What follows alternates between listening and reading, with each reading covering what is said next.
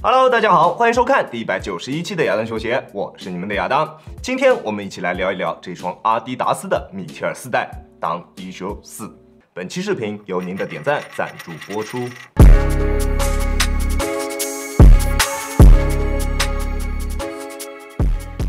首先，我们还先来看一下这一双鞋的外观。在外观方面，你觉得这一双鞋可以打几分呢？其实，在外观方面，米切尔系列的造型一直都是这样的，从1代开始一直到4代都没有太大的变化，一直都是这一种略微有一点偏臃肿的造型。我个人并不是特别的喜欢。我手上的这一个配色是黑红配色，以暗红色以及黑色为主，有那么一点点公牛配色的感觉。在鞋舌处依旧有一个米切尔的蜘蛛侠 logo， 后跟处有一个米切尔的名字，其他在外观方面就没有过多可以去说的东西了。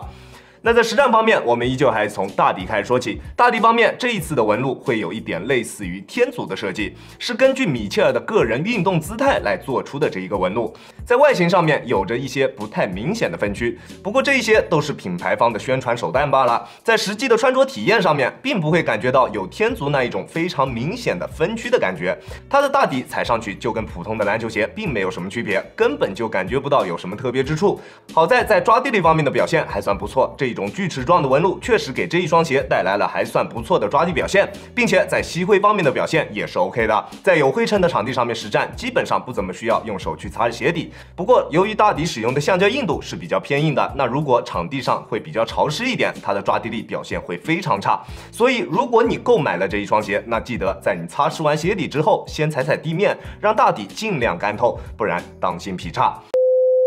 而它较硬的外底橡胶材料并没有给这一双鞋带来非常优秀的耐磨性表现，这一点是让我有点想不通的。虽然外底的橡胶硬度是比较偏硬的，但是在我打了几场室内的木地板之后，大底在发力点位置处出现了非常明显的磨损痕迹，所以我还是更加推荐大家穿这一双鞋在室内的木地板或者是软质的塑胶场地上面进行使用。好在大底的纹路还算是比较深的，用来打硬质的塑胶场地问题也并不大，但是水泥地的话，我个人并不是特别推荐。而在中底方面，依旧是大家熟悉的 Light Strike 那一个2场真男人，基本上2场下来就毫无缓震可言了。而这一双鞋也恰巧大概就需要你花个2场球的时间去进行磨合，在磨合完之后，它的中底缓震就比较糟糕了。不管是缓震的力度还是缓震的极限方面，这2者都表现得不太行。那如果你对于缓震有要求，我相信你也不会去看这种搭载 Light Strike 的篮球鞋。而这一双鞋在完成了磨合之后，我对于它的中底表现其实还是持认可态度的。它会比你第一次穿着它的时候，在场地感方面有着比较明显的一个提升。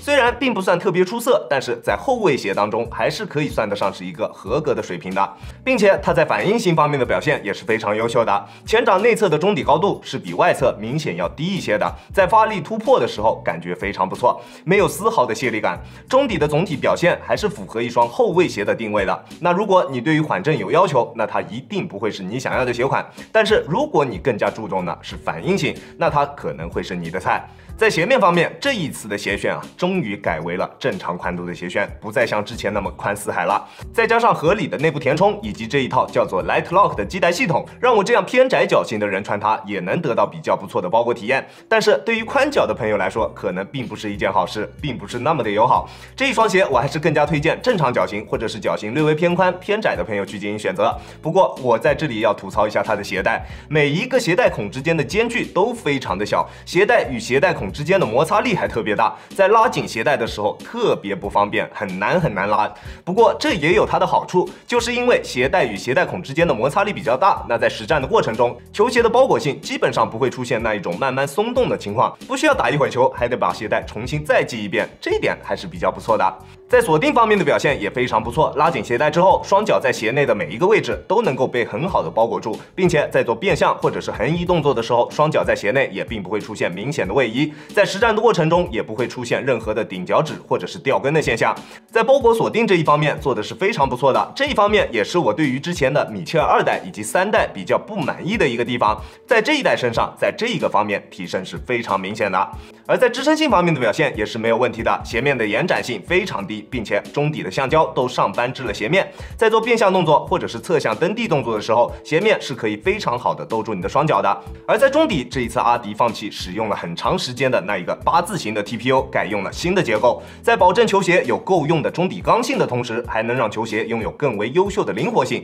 前掌的强度不至于太高，这一点我觉得也是一个比较不错的革新。但是这一块 TPU 片明显还是不够成熟的，还是需要一段时间去进行改善的。在穿这一双鞋做变向动作的时候，你可以明显的感觉到侧面的这一块 TPU 会出现明显的顶角的现象，体验并不是特别好。但是这个问题还是比较小的，对于实战的影响并不大。在足弓处，中底也有着非常明显的内收，并且中底的 TPU 键也在这个位置进行了上翻，所以在足弓支撑方面也是没有什么问题的。但是由于这一块 TPU 键的造型并不是呈弧形的，与足弓并不能做到非常好的贴合，在一些比较极限的状态下，内侧的 TPU 也会出现顶角的现象。而在后跟处的鞋面整体是会偏软一些的，并且港宝的位置也比较靠下，在脚踝位置的支撑会略微有一点点的欠缺。在稳定性方面的表现也是完全没有问题的，球鞋的大底面积非常宽大，在前后掌也都做出了非常明显的外扩设计，并且中底的重心也算比较合理，穿它打球还是非常放心的，在做动作的时候脚底下还是比较有信心的。但是由于球鞋的大底面积非常的宽大，就跟哈登的篮球鞋一样，这样会在一定程度上损失掉一定的灵活性，这一点大家必须要知道。而在重量方面，这一双鞋号称是最轻质的一代米切尔，单只42码的重量是364克，在数值方面的表现确实还算不错。但是由于球鞋的重量布局还是会更加靠向它的下半部分，导致穿在脚上的体感重量其实并不轻质，甚至还会感觉它有一点重。那如果你冲着它的重量而去购买它，那你穿上它之后，你多半还是会觉得失望的。这一双鞋，亚当球鞋主观评级 B+。这一双鞋相对前2代来说，确实在各个方面的体验都好了许多，更为优秀的包裹锁定，更为优秀的抓地以及耐磨，祖传的掉跟现象也不再出现，确实还是比较不错的一双篮球鞋。那后期双11如果价格能够给力啊，凑凑单能够到个2开，那真的会很香。不过如果你想要购买的是一双轻质灵活的后卫鞋，它并不适合你。它跟我之前测试的后撤步3代一样，还是会更加注重稳定性多一些。那如果你对于缓震的要求并不高，想要一双反应性出色、稳定性优秀的篮球鞋，那这一双鞋会是你想要的。那如果你想要购买这一双鞋的话，在尺码选择方面，我平时耐克穿42.5，李宁穿42，这一双鞋我选42码是非常合适的，你可以适当参考一下。球鞋的鞋楦属于正常宽度的鞋楦，建议正常脚型或者是略微偏宽偏窄的朋友去进行选择。OK， 这就是本期视频的全部内容了。再次感谢大家观看本期的亚当球鞋。亚当球鞋，一切从实战出发。我是亚当。如果你觉得我的视频可以帮助到你，希望你可以关注我，并且顺手给我点一个赞，这就是对我最大的支持了。好了，那我们下期视频再见了，大家有空来做 ，peace。